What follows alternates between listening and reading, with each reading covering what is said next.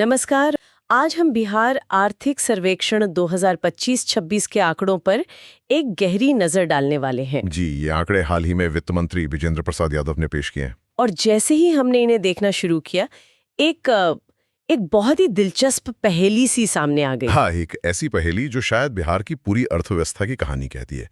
एक तरफ तो सर्वे कहता है कि बिहार 8.6% के असली दर से बढ़ रहा है, जो कि देश की सबसे तेजी से बढ़ती अर्थव्यवस्थाओं में से एक है। ये तो बहुत अच्छी खबर है। बिल्कुल। लेकिन फिर दूसरी तरफ एक और आंकड़ा है जो सोचने पर मजबूर कर देता है। राज्य की आधी से ज्यादा आबादी, मतलब 54% लोग आज भी उस सेक्टर में काम कर रहे हैं जो अर्थव्यवस्था में सिर्फ 18% का योगदान देता है। तो आज की हमारी ये जो पड़ताल है वो इसी पहेली को सुलझाने की है। हाँ, कि आखिर बिहार का पैसा बन कहाँ रहा है और बिहार के लोग काम कहाँ कर रहे हैं, और इन दोनों के बीच इतना बड़ा फासला, ये फासला क्यों है? तो चलिए इन आंकड़ों की परतें खोलते हैं और इस पहेली के हर टुकड़े को समझने की कोशिश करते हैं। चलिए, तो सबसे पहले सबसे बड़े आंकड़े से शुरू करते हैं। GSDP, सकल राज्य घरेलू उत्पाद। रिपोर्ट में 2 नंबर है। चालू कीमतों पर 13.1% की ग्रोथ और स्थिर कीमतों पर 8.6% की। अब ये 13.1% सुनने में तो बहुत ही जबरदस्त लगता है। हाँ, अविश्वसनीय सा लगता है। बिल्कुल, पर मुझे शक है कि असली कहानी उस 8.6% वाले आंकड़े में छिपी है, जहां से आप महंगाई का असर हटा देते हैं। क्या मैं सही समझ रही हूँ? आप बिल्कुल सही रास्ते पर हैं। देखिए, ये 2 आंकड़े कहानी के 2 अलग-अलग पहलू हैं। जो चालू कीमतें हैं या करंट प्राइसेस, वो आपको अर्थव्यवस्था का मौजूदा साइज बताती हैं। अच्छा। जिसमें महंगाई भी शामिल होती है। तो वो जो 13.1% की ग्रोथ है, उसमें उत्पादन बढ़ने के साथ-साथ चीजों की कीमतें बढ़ने का भी एक बड़ा हाथ है। तो वो एक तरह से अर्थव्यवस्था की कुल रकम तो दिखाता है, पर ये नहीं बताता कि असल में कितनी ज्यादा चीजें और सेवाएं बनी। ठीक कहा। और इसलिए अर्थशास्त्री हमेशा स्थिर कीमतों पर यानी कांस्टेंट प्राइसेस पर जोर देते हैं। ये क्या करता है कि महंगाई के गुब्बारे से हवा निकाल देता है और हमें अर्थव्यवस्था की असली जमीनी ताकत दिखाता है। तो जो ये 8.6% की वृद्धि दर है, यही बिहार के वास्तविक आर्थिक विकास का सबसे ठोस सबूत है। अच्छा। ये बताता है कि कीमतें चाहे जो भी हों, राज्य में उत्पादन और सेवाओं में असल में इतनी बढ़ोतरी हुई है, और ये एक बहुत ही स्वस्थ संकेत है। ठीक है, तो ये तय हुआ कि राज्य की अर्थव्यवस्था का इंजन 8.6 की मजबूत रफ्तार से चल रहा है। लेकिन इस बड़ी आर्थिक तस्वीर का एक आम आदमी के लिए क्या मतलब है? क्या ये तरक्की लोगों की जेब तक पहुंच भी रही है? हाँ, इसका जवाब शायद हमें प्रति व्यक्ति आय में मिलेगा। बिल्कुल। GSDP अगर गाड़ी की स्पीड है, तो प्रति व्यक्ति आय ये बताती है कि हर यात्री को अपनी सीट पर कितना आराम मिल रहा है। हाँ, क्या बात है। और यहाँ भी आंकड़े बहुत दिलचस्प हैं। हाँ, आंकड़े बताते हैं कि चालू कीमतों पर प्रति व्यक्ति आय अब 76,490 रुपए हो गई है।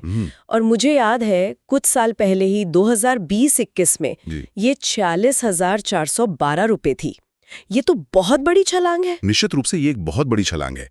ये दिखाता है कि आर्थिक विकास का फायदा एक औसत लेवल पर लोगों तक पहुंच रहा है।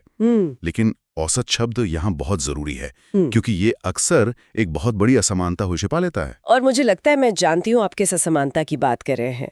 जैसे ही हम जिलों के आंकड़ों को देखते हैं, एक बिल्कुल अलग कहानी सामने आती है। बिल्कुल। पटना की प्रति व्यक्ति आय 2,41,220 रुपए। ये तो राज्य के औसत से 3 गुना से भी ज्यादा है। हाँ, और वही दूसरी तरफ शिवहर जिला सबसे नीचे है। तो ये सिर्फ एक आंकड़ा नहीं है, ये तो 2 अलग-अलग बिहार की कहानी लग रही है। सही कहा आपने। पटना, बेगूसराय और मुंगेर जैसे कुछ जिले तेजी से आगे निकल रहे हैं, जबकि कई दूसरे जिले बहुत पीछे छूट गए हैं। लेकिन एक तर्क ये भी तो हो सकता है कि विकास के शुरुआती दौर में ऐसा ही होता है। क्या ये एक स्वाभाविक प्रक्रिया नहीं है, जहां पटना जैसे ग्रोथ सेंटर पहले तेजी से बढ़ते हैं और फिर धीरे धीरे विकास बाकी जगहों तक फैलता है? सवाल बहुत महत्वपूर्ण है आपका। देखिए, कुछ हद तक ग्रोथ सेंटर का बनना स्वाभाविक है। पटना में सर्विस सेक्टर है, सरकारी नौकरियां हैं, व्यापार का केंद्र है, तो वहां आय ज्यादा है।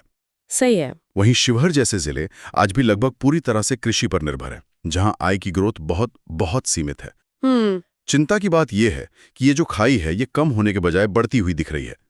चुनौती सिर्फ राज्य की औसत आय बढ़ाने की ही नहीं है, बल्कि इस विकास के मॉडल को राज्य के बाकी हिस्सों तक कैसे पहुंचाया जाए, ये असली सवाल है। एकदम सही। और ये 2 बिहार वाली बात हमें सीधे हमारी शुरुआती पहेली पर वापस ले आती है।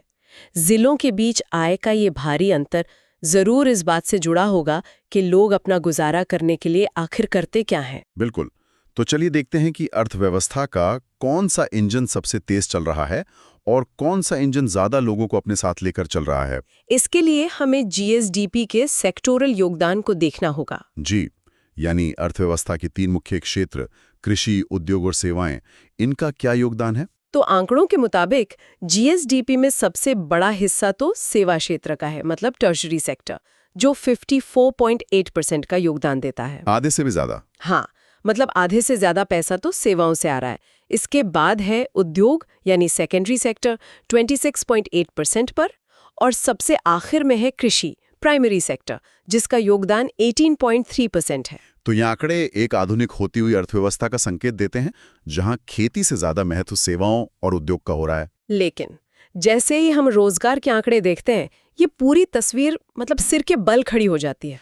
मुझे ये देखकर बहुत हैरानी हुई कि जहां 54.8% पैसा बन रहा है, यानी सेवा क्षेत्र में, वहां सिर्फ 22% लोग काम करते हैं। और अब देखिए पहेली का दूसरा और सबसे महत्वपूर्ण टुकड़ा, कृषि क्षेत्र। हाँ, जो जीएसडीपी में सिर्फ 18.3% का योगदान देता है, वो आज भी बिहार की 54% आबादी को रोजगार देता है। एक मिनट इससे ठीक से समझते हैं। मतलब आधे से ज्यादा लोग उस काम में लगे हैं जो राज्य की कुल कमाई का 5वां हिस्सा भी नहीं पैदा कर रहा है। ये कैसे हो सकता है? इसका मतलब तो ये हुआ कि कृषि में बहुत ज्यादा लोग जरूरत से कम काम कर रहे हैं। क्या ये सही व्याख्या है? ये बिल्कुल सही और बहुत ही सटीक व्याख्या है।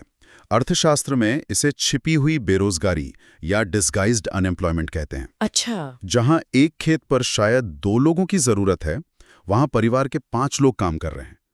इससे जीएसडीपी में कोई खास बढ़ोतरी नहीं होती और प्रति व्यक्ति उत्पादकता बहुत कम हो जाती है। एकदम। वहीं दूसरी तरफ सेवा क्षेत्र में कम लोग बहुत ज्यादा मूल्य पैदा कर रहे हैं, और यही बिहार की अर्थव्यवस्था का सबसे बड़ा संरचनात्मक असंतुलन है। और उद्योग क्षेत्र का क्या? वो 26.8% का योगदान दे रहा है और 24% लोगों को रोजगार। ये तो काफी संतुलित लग रहा है। हाँ, उद्योग क्षेत्र का अनुपात काफी संतुलित है, लेकिन असली कहानी विकास की रफ्तार में छिपी है। अगर हम ये देखें कि कौन सा क्षेत्र सबसे तेजी से बढ़ रहा है, तो वहां एक उम्मीद की किरण दिखती है। तो भविष्य का विकास कहाँ से आने वाला है? कौन सा इंजन सबसे तेज दौड़ रहा है? आंकड़े बताते हैं कि द्वितीय क्षेत्र यानी उद्योग 15.5% की, आप कह सकते हैं कि एक शानदार दर से बढ़ रहा है। ये सबसे तेज है। 15.5%? जी। इसके बाद 13.5% के साथ सेवा क्षेत्र है और कृषि क्षेत्र 9.6% की दर से बढ़ रहा है। 15.5% की औद्योगिक विकास दर तो कमाल है, लेकिन एक सवाल आता है मन में, क्या ये सिर्फ कागज पर एक नंबर है या जमीन पर सच में इतना निवेश हो रहा है जो इस रफ्तार को बनाए रख सके? बहुत अच्छा सवाल है और सर्वेक्षण इसका जवाब भी देता है। इसके लिए हमें सकल स्थायी पूंजी निर्माण या ग्रॉस फिक्स्ड कैपिटल फॉर्मेशन के आंकड़े देखने होंगे। जीएफसीएफ है ना? हाँ, जीएफसीएफ, ये नाम थोड़ा जटिल है, लेकिन इसका मतलब बहुत सरल है। राज्य में भविष्य के लिए कितनी संपत्ति बन रही है, जैसे कि सड़कें, पुल, कारखाने, मशीनें। और वो आंकड़ा क्या कहता है? वो आंकड़ा कहता है कि पिछले 5 सालों में बिहार में जीएफसीएफ लगभग दुगना हो गया है। 17,000 करोड़ से बढ़कर करीब 35,000 करोड़। दोगुना? जी। ये इस बात का ठोस सबूत है कि औद्योगिक विकास की ये रफ्तार खोखली नहीं है। जमीन पर कारखाने लग रहे हैं, बुनियादी ढांचा बन रहा है और अर्थव्यवस्था में भविष्य के उत्पादन के लिए क्षमता का निर्माण हो रहा है। और इसी बात को सपोर्ट करने के लिए एक और आंकड़ा है मेरे पास, प्रति व्यक्ति ऊर्जा खपत का। ये 2011-12 में सिर्फ 134 किलोवाट आवर थी, जो अब बढ़कर 374 किलोवाट आवर हो गई है। ये भी लगभग 3 गुना की बढ़ोतरी है। हाँ, बिल्कुल। और ऊर्जा की खपत को तो सीधे सीधे आर्थिक गतिविधि से जोड़कर देखा जाता है। ये सिर्फ आंकड़ा नहीं है, ये बताता है कि बिहार के गांव में अब सिर्फ बल्ब नहीं जल रहा, बल्कि पंखे, टीवी, फ्रिज और छोटे मोटे कारोबार के लिए मशीनें भी चल रही हैं। ये जमीनी स्तर पर आ रहे बदलाव का प्रतीक है। तो अर्थव्यवस्था का निजी क्षेत्र तो क्षमता निर्माण कर रहा है, लेकिन इस सब के लिए सरकार को भी तो अपना घर व्यवस्थित रखना होता है। क्या राज्य अपने वित्त का प्रबंधन ठीक से कर रहा है? ये भी एक महत्वपूर्ण पहलू है। क्योंकि एक अनुशासित सरकार ही विकास के लिए सही माहौल बना सकती है। और सर्वेक्षण में सरकार की वित्तीय सेहत के बारे में भी बताया गया है। इसमें 2 शब्द आते हैं, राजस्व अधिशेष और राजकोषीय घाटा। अब ये घाटा शब्द सुनते ही थोड़ी चिंता होती है। स्वाभाविक है। राजकोषीय घाटा 32,718 करोड़ रुपए है, जो एक बहुत बड़ी रकम लगती है। तो ये चिंता की बात क्यों नहीं है? आपका सवाल जायज है। कोई भी घाटा पहली नजर में नकारात्मक लगता है, लेकिन इसे हमेशा अर्थव्यवस्था के आकार के संदर्भ में देखा जाता है। अच्छा। अधिनियम के तहत राज्यों के लिए इस घाटे को 3% की सीमा के भीतर रखना वित्तीय अनुशासन का एक बहुत बड़ा पैमाना माना जाता है। तो बिहार इस लक्ष्य को पूरा कर रहा है। जी, ये दिखाता है कि सरकार उधार तो ले रही है, लेकिन बेतहाशा नहीं, बल्कि एक तय सीमा के अंदर। और राजस्व अधिशेष वो 8,831 करोड़ है, उसका क्या मतलब है? उसका मतलब और भी सकारात्मक है। राजस्व अधिशेष का मतलब है कि सरकार अपने रोजमर्रा के खर्चों जैसे तनख्वाह, पेंशन, सब्सिडी, इन सब के बाद भी पैसा बचा रही है। अरे वाह! ये एक अच्छी घरेलू आदत की तरह है, जहां आप अपनी कमाई से ज्यादा खर्च नहीं करते।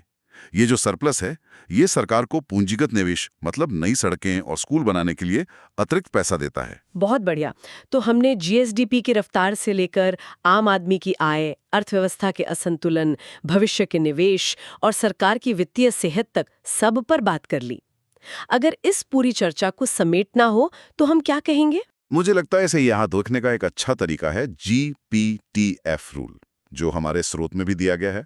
हाँ, चलिए इसका इस्तेमाल करते हैं। जी से जीएसडीपी में मजबूत ग्रोथ, जो 8.6% के वास्तविक दर पर है। सही। पी से प्रति व्यक्ति आय पर कैपिटा इनकम, जो बढ़ तो रही है, लेकिन जिलों के बीच भारी असमानता एक बहुत बड़ी चुनौती बनी हुई है। फिर आता है टी यानी तृतीय क्षेत्र, टर्शियरी सेक्टर का दबदबा, जो जीएसडीपी में तो आगे है, लेकिन रोजगार देने में कृषि से बहुत पीछे है। ये बिहार की अर्थव्यवस्था का सबसे बड़ा मतलब संरचनात्मक मुद्दा है। और अंत में एफ यानी स्वस्थ वित्तीय संकेतक, फिस्कल इंडिकेटर्स, जो दिखाते हैं कि सरकार का वित्तीय प्रबंधन विवेकपूर्ण और अनुशासित है। GPTF, growth, per capita income, tertiary sector और फिस्कल इंडिकेटर्स, ये एक बेहतरीन सारांश है। ये दिखाता है कि बिहार एक ऐसे राज्य की कहानी है जो एक बहुत ही महत्वपूर्ण मोड़ पर खड़ा है। बिल्कुल, विकास की रफ्तार तो है, लेकिन उसकी दिशा और उसका वितरण वो कुछ बहुत बड़े और बुनियादी सवाल खड़ा करता है। तो जाते जाते हमारे श्रोताओं के लिए आपका अंतिम विचार क्या होगा इस पूरी तस्वीर को देखते हुए? मेरा मानना है कि ये आंकड़े एक ऐसे राज्य की कहानी बताते हैं जो एक दोराहे पर है। अर्थव्यवस्था का पुराना इंजन यानी कृषि, वो ज्यादातर लोगों का बोझ तो ढो रहा है, लेकिन उसकी रफ्तार धीमी पड़ रही है। और अर्थव्यवस्था के नए इंजन यानी उद्योग और सेवाएं, वो बहुत तेज हैं, लेकिन अभी उस ट्रेन में ज्यादातर लोगों के लिए जगह नहीं है। तो असली चुनौती इन दोनों के बीच एक पुल बनाने की है। ठीक यही बात है। बिहार का पूरा भविष्य इसी एक सवाल के जवाब में छिपा है। राज्य उस 54% आबादी को जो कृषि पर निर्भर है, इन तेजी से बढ़ते उद्योग और सेवा क्षेत्रों का हिस्सा कैसे बनाता है? क्या वे खेती से निकलकर बेहतर रोजगार पा सकेंगे या क्या वे पीछे छूट जाएंगे? बिहार के विकास की अगली कहानी इसी पुल के बनने या न बनने में लिखी जाएगी। बिल्कुल।